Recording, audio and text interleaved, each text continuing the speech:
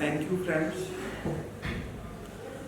Uh, it was just announced that I am supposed to speak about cinema and media, but the letter which went to me was cinema and society. But I had proposed something else. I had proposed a comparative study of cinema and sociology in India. But I am an old teacher and I will do justice with all the three topics. Let me begin with cinema and society, the topic which was given to me.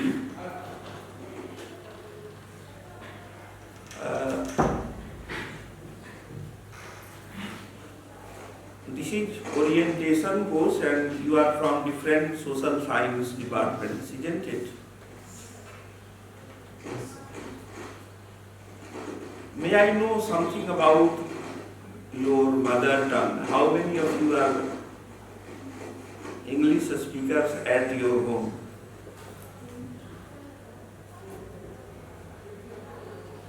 And you are from which state, sir? Rajasthan. Not exactly mother tongue, but yes, English. I prefer to use English at my home in normal, formal, informal conversations with my kids. Okay. And also with your parents and wife? Yeah. My wife, but my parents. Okay.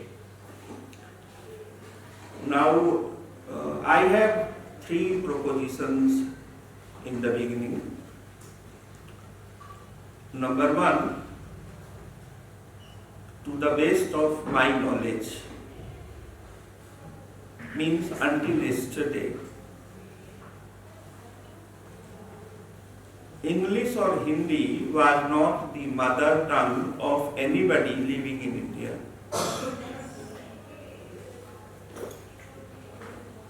Therefore, both are link languages, contact languages at the national level.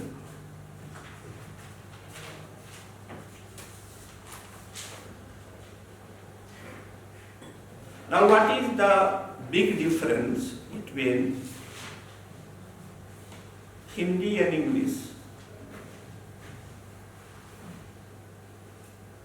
Accent differences. You are from sociology or psychology or whatever, human literature. You mean phonetics? Yeah. Okay. I am trying to say something else. I beg your attention at least for half an hour because I have a written paper and I have prepared this just for you. But before I make my written presentation before you, let me clear 2-3 interesting points. Number one, India is the largest film producing country in the world. And India produces multiple language films every year. In the same way,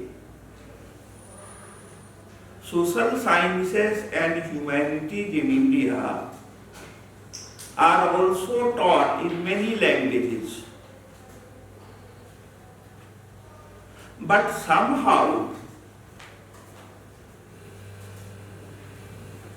the global elite has conceptualized English as the national language of Indian universities. And the same global elite has conceptualized Hindi as the national language of cinema in India.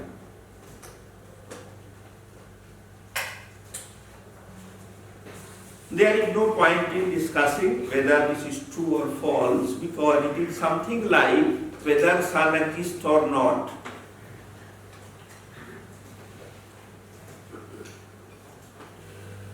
There are many people who say that sun does not exist in the way people conceptualize sun in their culture.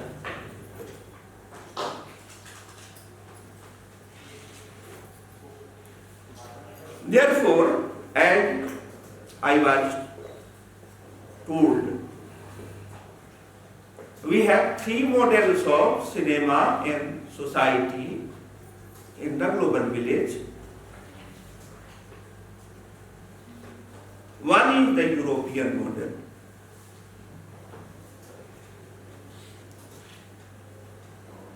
And in Europe, the first modern university emerged in 13th century Paris.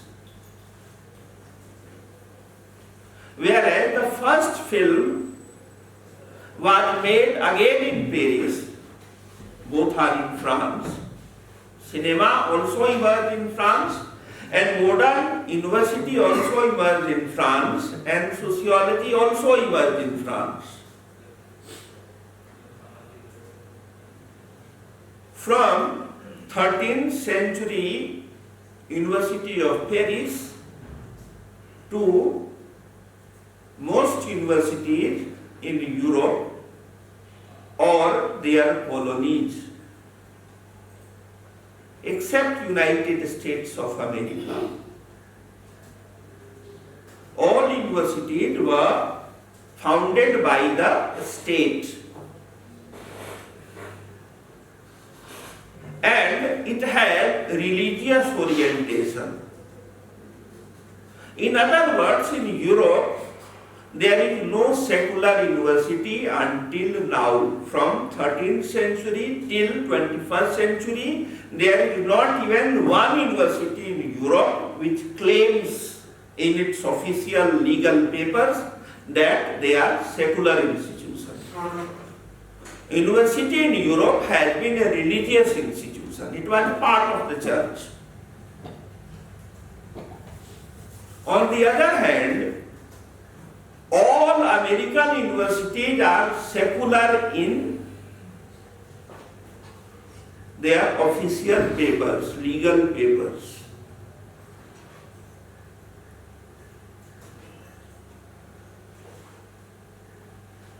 What is the position in India? Although there were some universities like Vishwabharati Shanti Niketan, founded by Rabindranath Tagore, Aligarh Muslim University, founded by Sir Syed Ahmad Khan, and Banaras Hindu University, jointly founded by Madan Mohan Malviya and Annie Besant. These three universities were not secular in orientation, because these three universities in India were promoted by those who were part of different religious sects or sampradayas.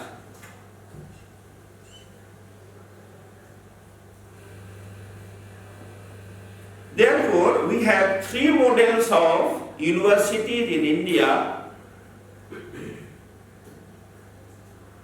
One, the major three universities founded by the British, Calcutta, Bombay and Madras, later on Delhi, Allahabad and many others.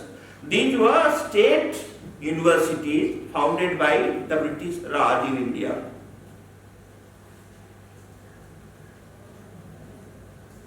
And these three universities became the model of all other universities in India.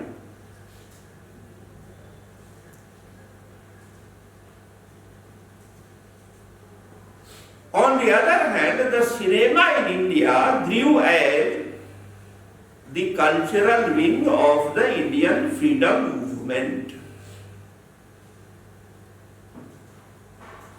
Therefore, the society in India was represented authentically in Indian cinema, whereas the university discourses, university dialogues, university lectures, university examinations, and university dissertations and theses were written in the idiom which was permissible within the English Raj in India. In other words, the universities in India have been by and large colonial constructions, colonial institutions, whereas cinema in India has been sacred institution for both the filmmakers and the audience of cinema. In contrast, all major universities of Europe have been religious, and it represented their society and state, whereas their cinema has been profane.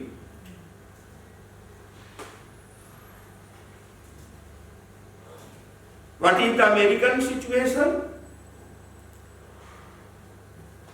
Cinema in America has been religious from the very beginning.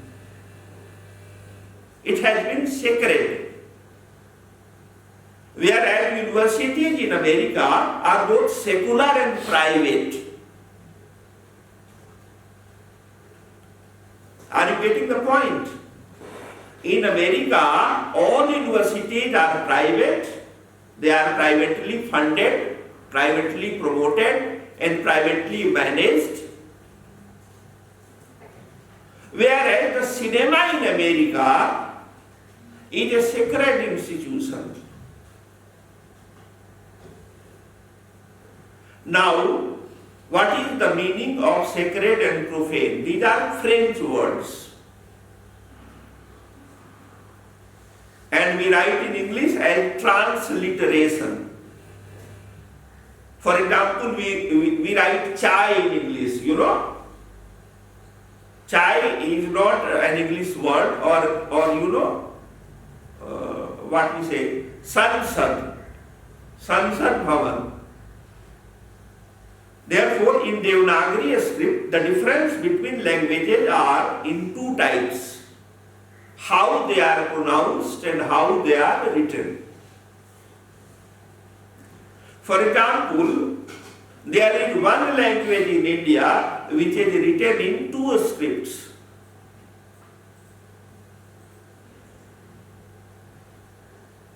What is that language? There is one language in India which is written in two scripts. Hindi what? Devanagari. Yeah, but also Urdu. Urdu is written in Persian script as well as in Devanagari script, but not in English. Not in English. Therefore, you will find a very interesting difference between religious Muslims in India and religious Hindus in India. And what is the difference? No religious Muslim which speaks Urdu at home will say this country Bharat. They will not call, no Muslim who is religious and speaks Urdu at home will say this is Bharat or India. What they call it? Hindustan. For all the Muslims in India, from Amir Khusro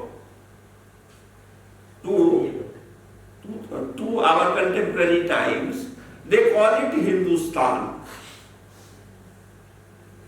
But all Hindus will call it India or Bharat. Some Hindus are, now saying Hindustan. But then this Hindustan is a twisted term. Now why I am raising this question? Because I am raising the fundamental question of language in cinema and language in society. Language in cinema and language in a state.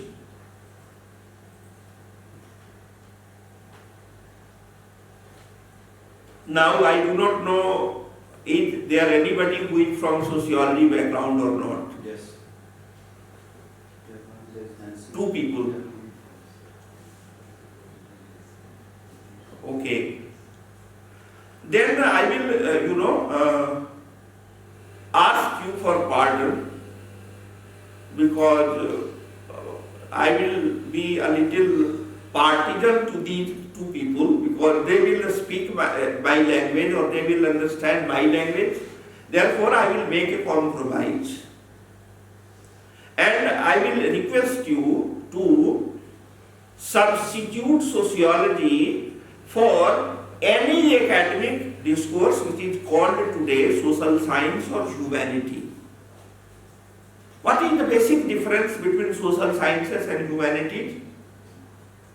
Anybody? The basic difference is this, so far as I know, that in social sciences we exclude three subjects. What are the three subjects? Philosophy, psychology, and history. What about the literature? There is a debate. Because what is literature? Maybe a student of English or Hindi or Urdu or Tamil or Kannada will say that poetry is literature, a story is literature, play is literature. But what about essays? What about essays written in any languages? They are also literature, sir. Pardon? Essays are also part of literature. In case you include essays as part of literature, in case you include literary criticism as part of literature, then your identity is fuzzy. Because literary essays can be of different types and a literary criticism can be as rigorous as social science or as empirical as history. Are you getting my point? Yes. Therefore, please substitute, wherever I utter the term sociology, you substitute it for social sciences in India or literary criticism in India. Then I will make more sense to all of you. Otherwise, I will make sense only to two people, which will be injustice to me because I have done very hard work. Now I am giving my official presentation.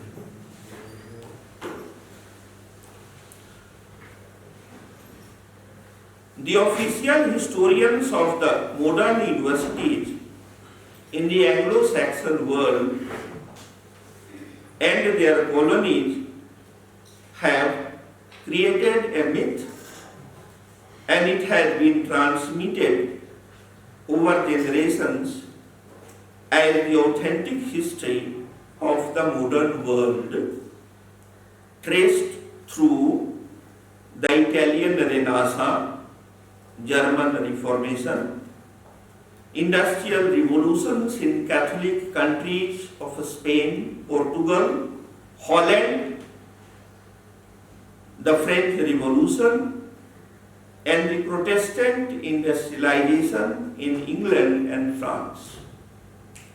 Now, some of you must have heard about Industrial Revolution, but some of you may not be aware that there were two industrial revolutions.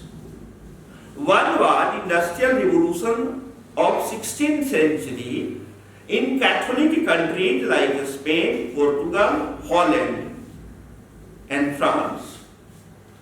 And second was the Industrial Revolution of 18th century, primarily in England, but also in France. Because in 200 years, France became Protestant from Catholic. Not the society, I am talking about the state. About France. The common element in all these processes were ideas and their symbolic representations in art and architecture, painting and sculpture, that is Renaissance, a new interpretation of the God and the world, a new theology of the Mass. Mass is a ritual liturgy which is performed in the church. Primarily, the Catholic Church had Mass. What you call in India, for example, in Islam, you have Jume ki namaz, the Friday prayer in the mosque. Or you have Aarti in Hindu temples in the morning and the evening. The functional equivalent of Aarti or Namaz is Mass in the Catholic Church. Mass is also in Protestant churches, but there is some ritual differentiation. Okay. The theology of the Mass and a new framework of the moral relationship between the individual person and the divinity Jesus represented in the old world of Europe. That was Christian Reformation of 16th century, which was started by Luther, then it was followed by Calvin, and then it was followed by Zwingli. Now, do you know Newton was not a scientist? Newton was a religious priest. And 90% of his work is in Christian theology and only 1% is in so-called secular science.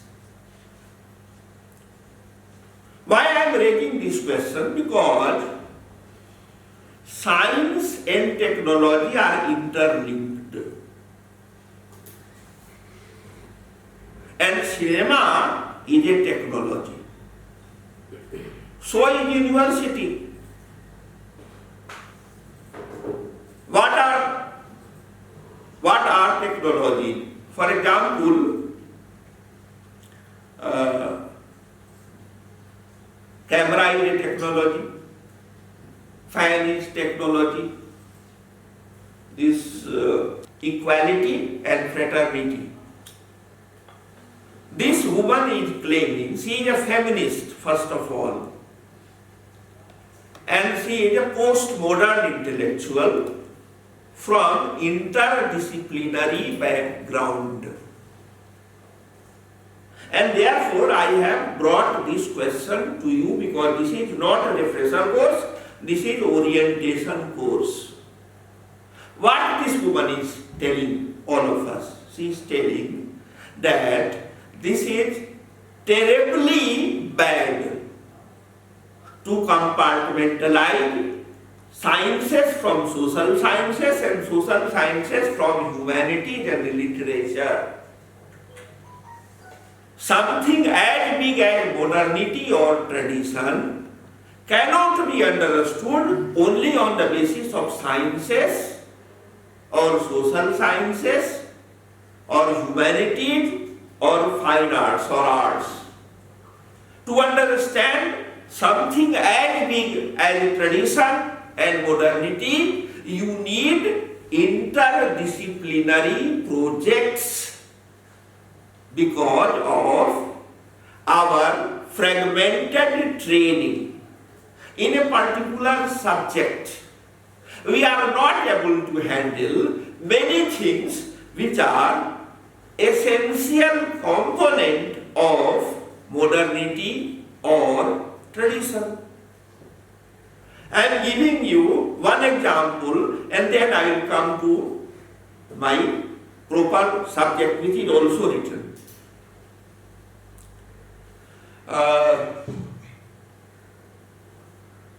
I suppose all of you are born in India and are Indian citizens, because sometimes there are people who attend orientation course but they are not neither Indian nor Indian citizens. They are not born in India. In this globalized age, we should not presume that everybody is like this. Therefore, I am trying to make it so. Now, I met one student of mine 10 years ago, 2010. She was then 65 years old and she was from China. And she was a Muslim. She asked me, what do you know about China?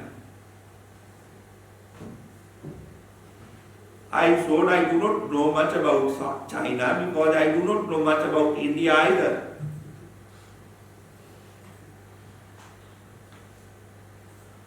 She said, what do you mean?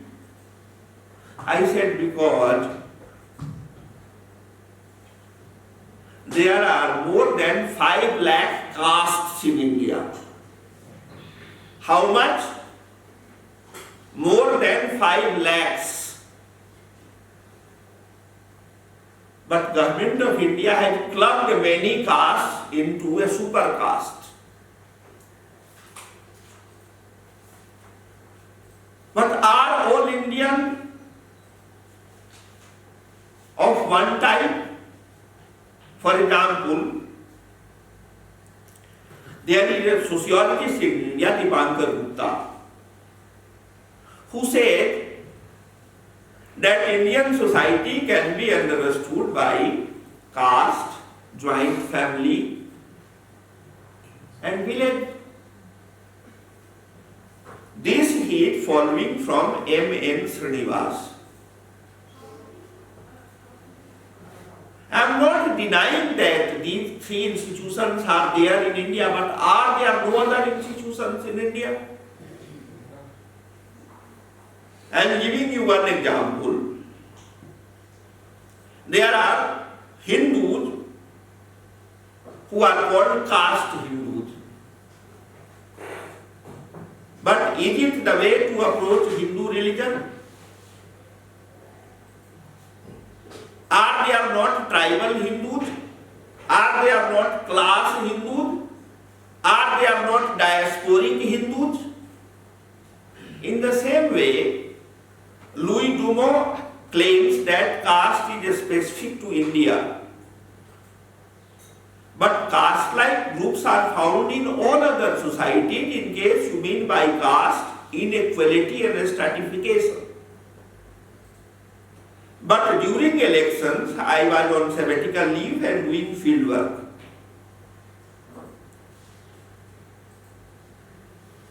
I was alarmed.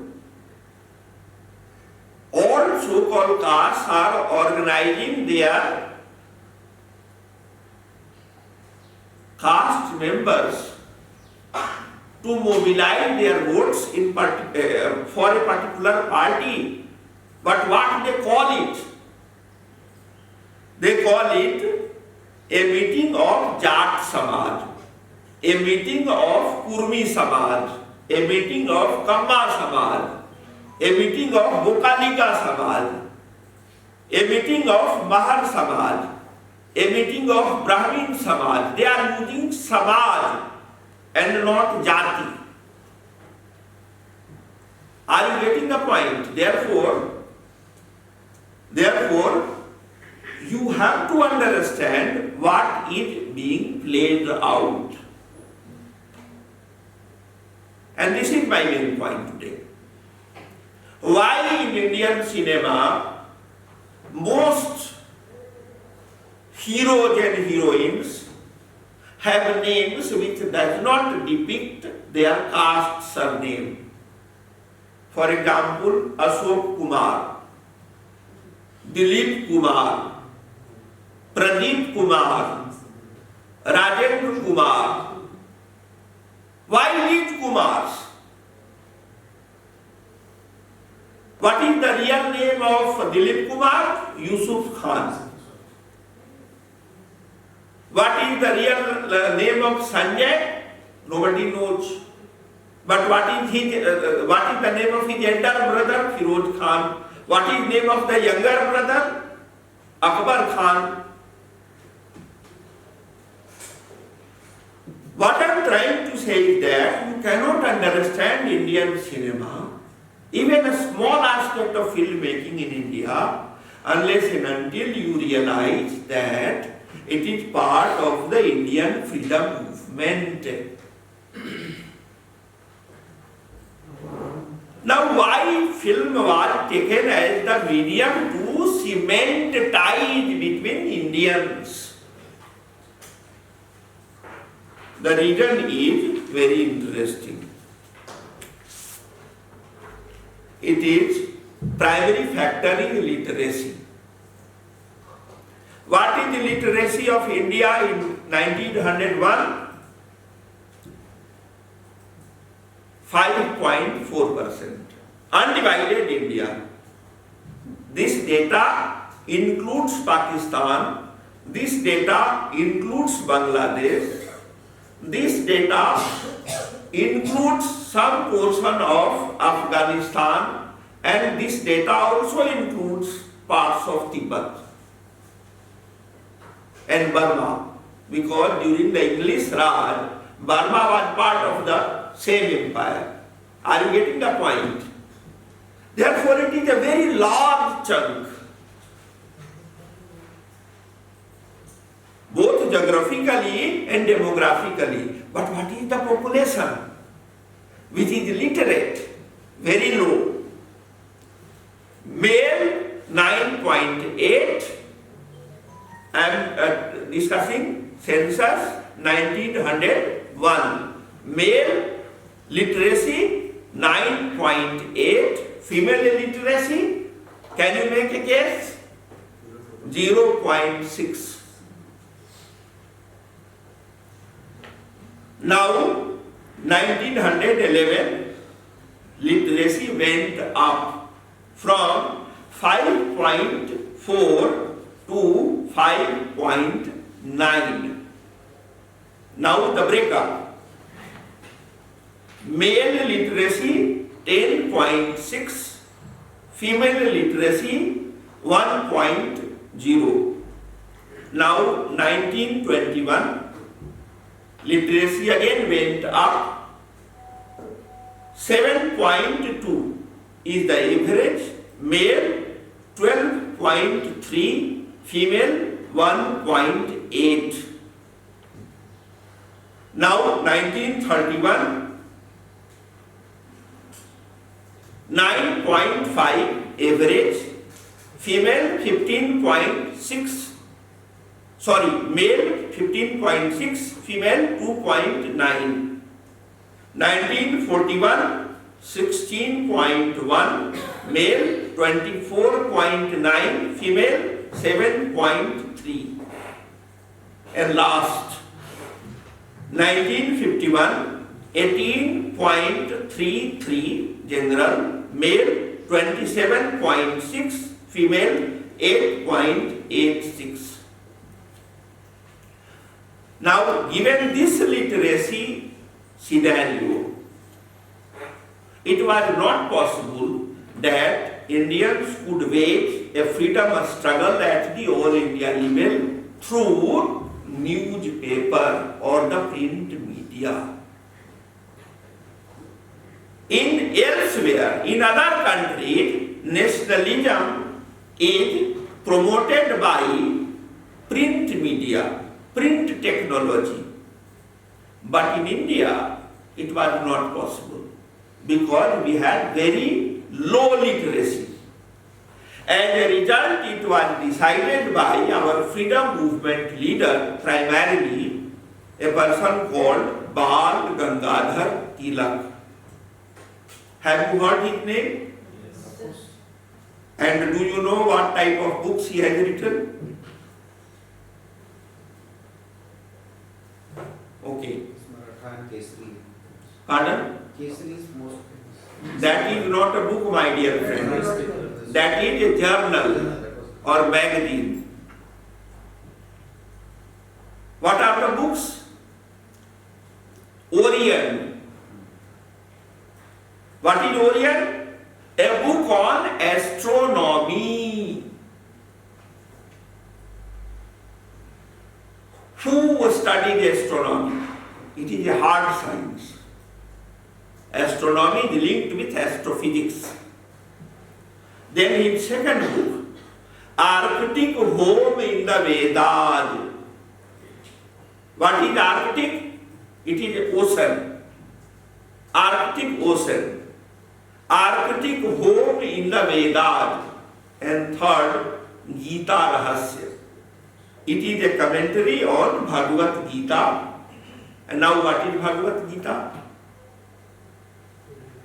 Has anybody heard about Bhagavad Gita? You have heard about Bhagavad Gita? No, I have not heard. No, I have not heard. Neither have I seen such a book. There is no such book in India before the British came. This is a book manufactured by the British for you. What you had before the British? You had Mahabharata. Mahabharata is the book written by whom? Vedvyas. But do you know Vedvyas is not a name, it is a title? What was his name? Krishna Dvaipayan Vyas. He wrote a fat book, Mahabharata. Now in Mahabharata there are many sections of the book. Therefore there is a section called Shanti Parva. And within Shanti Parva there is a chapter. There is a chapter, it is called Krishna Arjuna Dialogue. The dialogue between Lord Krishna and Arjuna, the warrior. Now what the British did, they separated this chapter as independent book and said, we are Christians, we have Bible. There are Muslims, they have Quran. You are Hindu, you have a Gita. Now I do not know how many of you follow Hindu religion. There is no such thing as Hindu religion. The way Westerners understand religion, there is no such thing as Hindu religion. What is then? Vaishnavism, Saivism, Shaktism, and what is the percentage of these three? Vaishnavites, Saivites and Shaktas. What is their percentage? 10%. What is the term for 90% Hindus in India? Anybody? Asmartad. Asmartad. Have you heard this term? Asmart. These boards. This is the board. This is the board. Thank you.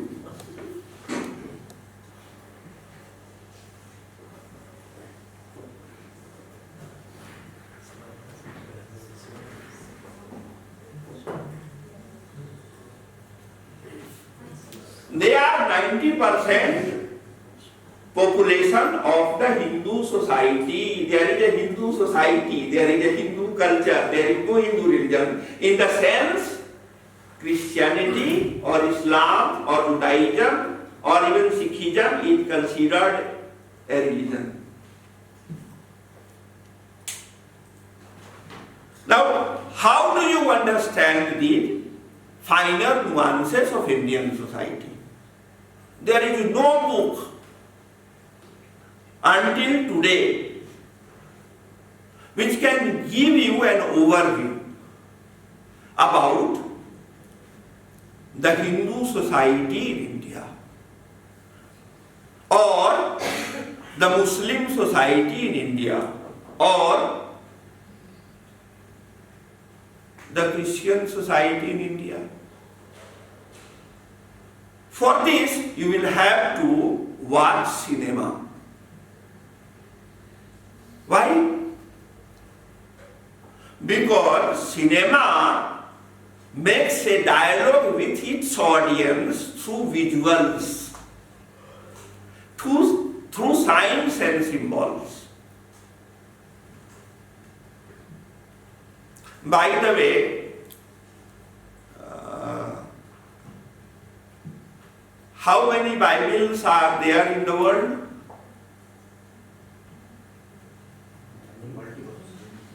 Number? Any guess? Any guess? There are many translations. Then I have read about. I'm not talking about translations, I'm talking about Then the I original. have read about them. Pardon? Then not them, I have read about them. Okay. About them. But have you seen those 10 books? I teach religion. I was the first teacher of religion in Jawaharlal Nehru University, which is considered as a Marxist den. I also teach Karl Marx, but I am not a Marxist. Certainly I am not a rightist. In sociology, I call myself a Buddhist. Because Buddhism is not a religion. What is Buddhism? It is a way of life. What is Buddhism? It is a life philosophy. And what is the teaching of Buddha? Do not follow me, follow yourself. Become your own light.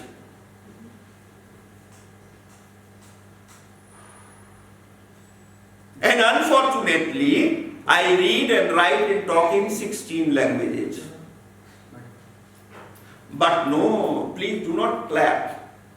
I am yet to match the person who founded Orientalism or Indology in India, William Jones. He knew 28 languages.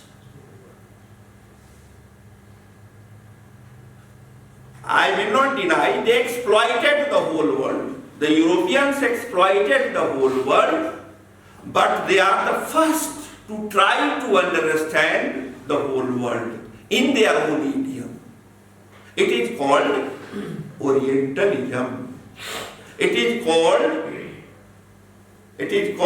a study of the other society, non-European society. Indian academics, Chinese academics, Japanese academics are civilized people. There is no book by any Indian, by any Chinese or any Japanese, the three most important Asiatic society, who have tried to study Europe or America in their own idiom. There is no Chinese attempt to understand the world in Chinese idiom. There is no Indian attempt to study the other, the West in Indic religion. There is no attempt in Japan to study the other through the Japanese idiom. But there are such films in all the three societies. For example, in India there is a very popular film, Purab aur Paschim, East and West. Have you seen this? Yes. Or Namaste London, a remake of that film. Dr. Courtney's Ki Amar Kahani, you have seen. Do you know the name of the producer of the film? Indian National Congress. Congress Party was the producer of Dr. Courtney's Ki Amar Kahani. Who is Dr. Courtney's? He is an Indian doctor who is serving the wounded patients in China during Sino-Japanese War. When Japan and China are fighting, and there is no qualified doctor from Western countries who is going to China to serve them, and Indian went, and Indian National Congress produced this film. And it is a very interesting film. Why? Because a Marxist, Khwaja Ahmad Abbas, has written the script, and a staunch Gandhian, V. Shantaram, had directed the film. This is an example of national sentiment. A Marxist and a Gandhian collaborated. Do you know about Muhammad Ali Jinnah? He is remembered today as the father of Pakistan. But was he a Muslim? No. No, sir, he was Parsi. He was a Parsi. No. a Parsian wife. He was born in a Muslim family, but he never offered any namaz until he became Qaid-e-Azam of Pakistan. He offered only one namaz in Pakistan. That was what was his favorite food? Pork. For the Parsi. And who was his wife? Mother of Musli Wadia of India, Yes. the Zoroastrian businessman, industrialist of India. And who was the guru of Muhammad Ali Jinnah? Whom he used to, touch. Bal Gangadhar Tilak. Why he left India? Because after death of Bal Gangadhar Tilak, he was not made the president of India. Rather, Mahatma Gandhi was imported from South Africa.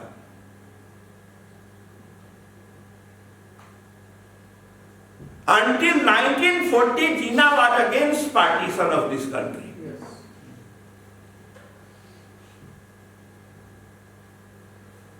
These themes have not been touched by any university professor. But I have seen 600 films in different languages of India. Movies there on Jinnah. Pardon? One movie is there on the Jinnah. No, it is about India in 1936. No, what happened? When you have your first film, 1913, Raja Harishchandra by Dada Sahab Phalke. But it was a silent film. From 1913 to 1930, it is an era of silent films in India. Now what was the strength? The strength was that anybody can watch the films, because what was it? It was moving images, but it was not a talkie. What is a talkie? When characters started speaking on the screen. Talkie came in 1931. And what was the name of the film? Alam Ara. Who was the director? No. Ardeshir Irani. Who was he? He was a Zoroastrian. He was a Zoroastrian, rather he was a cousin of the wife of Muhammad Ali Jinnah. Now I am not talking about Jinnah, I am talking about Bal Gangadhar Tilak. What type of colorful man he was? He was, an Englishman so far as education is concerned. His command over English was better than Governor General of India then. He was more well-read than any Governor General of India after Hastings. It was Bal Gangadhar Tilak who said this nation state cannot be united through newspaper or books. This nation can be united, national sentiment can be mobilized only through cinema. and symbols. Therefore, he has started Ganesh Mahotsav in Maharashtra. What is Ganesh Mahotsav? Celebration of Ganesh Chaturthi. Now, we hear about three people together. Bal, Lal. This was Bal Gangadhar Tilak started celebration of Ganesh Mahotsav in Maharashtra or Bombay Presidency then. Now, Bipin Chandra Pal started celebration of Kali Puja, Dashara, 9 days of, Navaratras in Calcutta Presidency. And Bipin Chandra Pal, Bipin Chandra Pal, now Lala Lajpat Rai, what he did?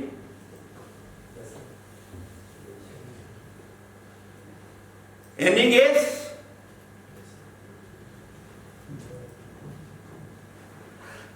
He funded the Sufis of Lahore to celebrate Muharram at the grand scale.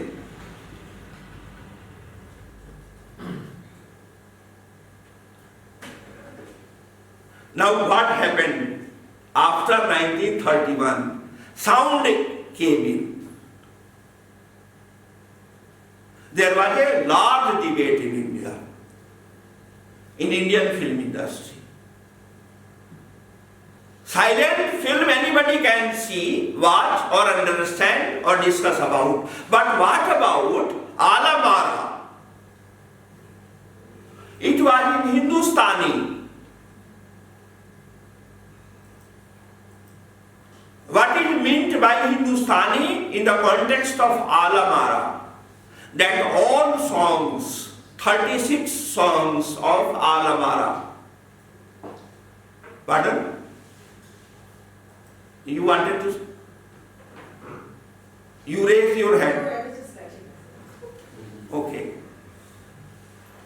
Until recently, most lyric writers, I am not saying all, most lyric writers until 1950s were Muslims. Most, not all. There were two exceptions. Indra was one exception and Madhok. Pradeep is later addition. Indra and Madhok, Pandit Indra and D.N. Madhok. These are the only two more sentences. How many of you watch Hollywood films?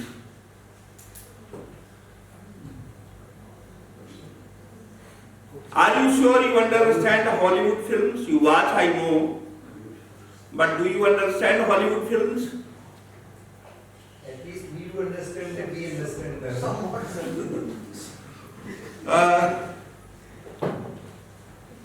I have a paper on Hollywood. What is that, sir? I have a paper on Hollywood versus Bollywood.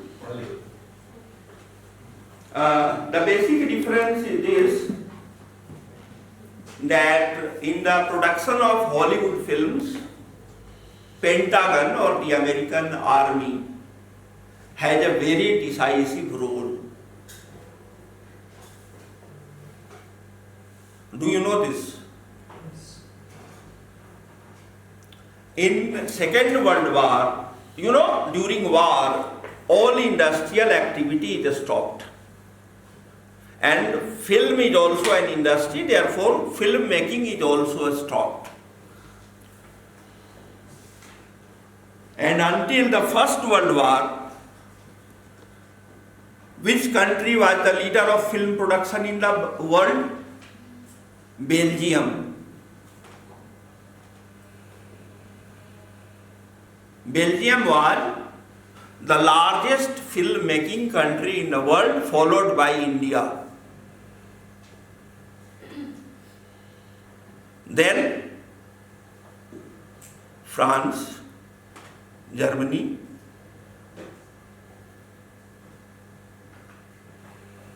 and United States was also one of the 20 film-making countries. But at top was Belgium, no doubt about it. Now what happened? In every European country, there were thousands of cinema halls. By the way, do you know how many cinema halls are in India? We are a nation of 138 crores. Only 5,000 film halls, film screens rather. And do you know how many screens they have in China? Before the coronavirus, 60,000 screens in China. Therefore, in case a film is screened in China, the net profit is much larger than the net profit of the blockbuster. Are you getting a point? But there is not very good relationship between Indian film industry and Chinese film industry.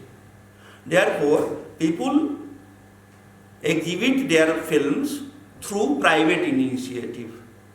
And Amir Khan has taken the lead. Therefore, his Dangal was a blockbuster in China.